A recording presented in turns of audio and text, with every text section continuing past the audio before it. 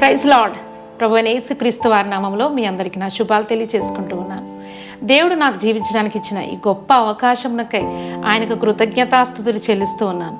మరణపు అంచుల నుండి ఆయన నన్ను రక్షించి బలపరిచి తిరిగి మీ ముందుకు రావడానికి నేను చాలా సంతోషిస్తూ దేవాతి దేవుని స్తుతిస్తూ ఉన్నాను. గత నెల ఒక భయంకరమైన బైక్ యాక్సిడెంట్లోనే చనిపోవాలి. తీవ్రంగా గాయపడ్డాను. తలకు, చేతులకు, కాళ్లకు, మెడభాగమున బలమైన గాయాలు నాకు తగిలాయి. ఇక నేను లేవలేను అనుకున్న పరిస్థితిలో దేవుడు చక్కని వాగ్దానం నాకు ఇచ్చి ఉన్నారు. నన్ను స్వస్థపరిచి ఉన్నారు. యెషయా 41:10 దేవుడు చక్కని వాగ్దానం నాకు చూపించి ఉన్నారు. ఆ యొక్క వాక్యము నన్ను బలపరిచింది. నీకు తోడై ఉన్నాను, భయపడకుము, నేను నిన్ను బలపరుతును, నీకు సహాయము చేయవాడును నేనే, నీతి అను నా దక్షిణ హస్తముతో నిన్ను ఆదుకొందును. దేవుని యొక్క వాక్యం నాతో మాట్లాడింది, బలపరిచింది. తిరిగి నన్ను ఆయన వాక్య ప్రకారం నిలబెట్టుకుని ఉన్నారు. నా కొరకు ప్రార్థించిన, నన్ను ప్రేమించి పలకరించిన ప్రతి ఒక్కరికి నా వందనాలు తెలియజేస్తూ ఉన్నాను. కొన్నిసార్లు మనం ఎంత జాగ్రత్తగా ఉన్నా మనకు తెలియకుండా పొరపాట్లు జరుగుతూ ఉంటాయి, తప్పిదాలు జరుగుతూ ఉంటాయి.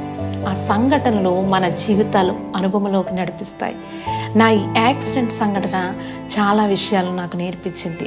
పరిస్థితులు ఎలా ఉంటాయో, ఎలా మారతాయో తెలియజేస్తుంది. ఒక్కోసారి మనం తెలుసుకోలేనప్పుడు దేవుడు మనకు నేర్పిస్తూ ఉంటాడు. అప్పటి వరకు అదే లోకం, అదే ప్రపంచం అనుకుంటూ ఉంటాం, అదే మంచి అనుకుంటాం, మనకు అందరూ మేలు చేసేవారు అనుకుంటాం. ఆ పరిస్థితులను తప్ప వేరేది లేదు అనుకునే స్థితిలోకి మనం వెళ్ళిపోతూ ఉంటాం. ఆ మబ్బుల్లో ఉండిపోతూ ఉంటాం. అలాంటి సంఘటన మీకు నేను ఒకటి చెప్తాను. ఒక పెద్ద మర్రి చెట్టు కింద చిన్న చిన్న మొక్కలు ఎంతో గారాబంగా ఎండ, వాన, గాలి, వర్షం ఏమీ తగలకుండా బ్రతుకుతున్నాయంట. ఒకరోజు అన్నిటికీ నీడనిచ్చే ఆ పెద్ద చెట్టును మొదలకు నరికేశారంట.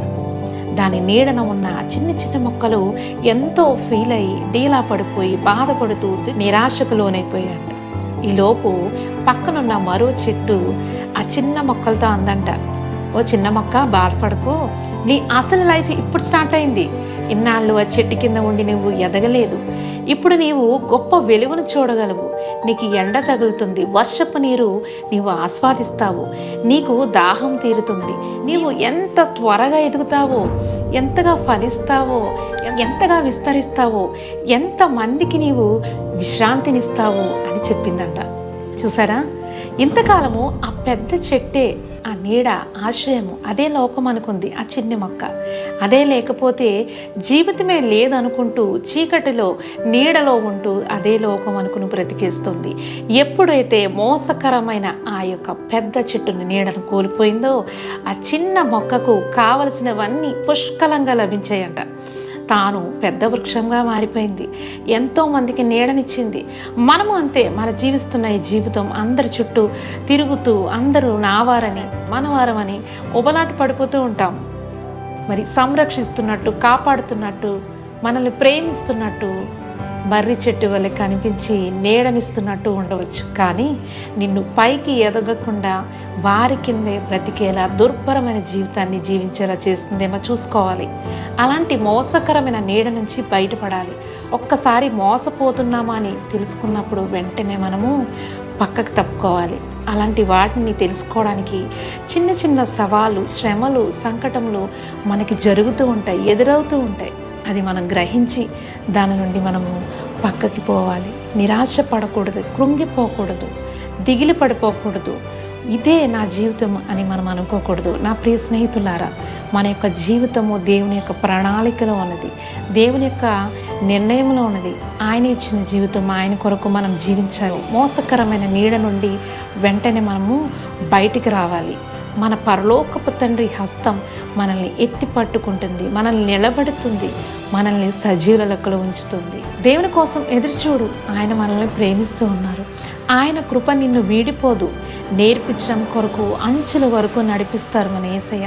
ద్వితీయోపదేశకాండము 32:11 పక్షిరాజు తన గూడు రేపి తన పిల్లల పైని అల్లాడుచు రెక్కలు చాపుకుని వాటిని పట్టుకుని తన రెక్కల మీద వాటిని మోయినట్లు యెహోవా వానిని నడిపించును.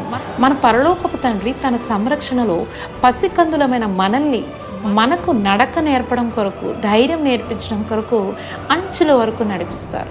అగాధాలలోకి నెట్టబడిన మనము దృఢముగా తయారవడం కొరకు ఆయన యొక్క హస్తం మన చుట్టూ ఉంటుంది. ఆయన యొక్క చేతులు మనల్ని ఎత్తుపట్టుకుంటుంది.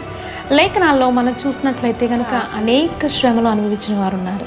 షేరా, రాహేలు, యోబు, యోసేపు, హన్న, మిరియాము, నయమాను, ఇలా ప్రతి వారు శ్రమలో అనుభవించిన వారే. వారు దేవుని యందు నమ్మిక ఉంచారు. దేవుడు వారి చేయిని విడిచిపెట్టలేదు. దేవుడు నీ మీద ఏదన్నా బరువు పెడితే దాని క్రింద ఆయన చెయ్యి తప్పక ఉంటుంది. మర్చిపోకూడదు. మనము మోయలేమని ఆయనకు తెలుసు. ఆయన మన భారమును మోసేవారు. ఆయన మన భారాన్ని మోస్తారు. మనము సహనము కోల్పోకుండా ధైర్యంగా ఉండాలి. ధైర్యంగా అడుగు ముందుకు వేయాలి. జీవితం, కుటుంబం అంటేనే శ్రమ, భారంతో, కష్టంతో కూడుకున్న విషయం. దాన్ని మనము సంతోషంగా స్వీకరించినప్పుడే మనకు ఘనత, సమాజంలో మనకు, మన కుటుంబానికి విలువ. మనకు అడ్డుగా ఉన్న ఆ మోసకరమైన నల్లని మబ్బులు ఎంతకాలమూ ఉండవు. ఎండమావులు చూసి మోసపోకు. నీ ఉద్దేశాలు మార్చుకో. ప్రణాళికను ప్లాన్ చేసుకో.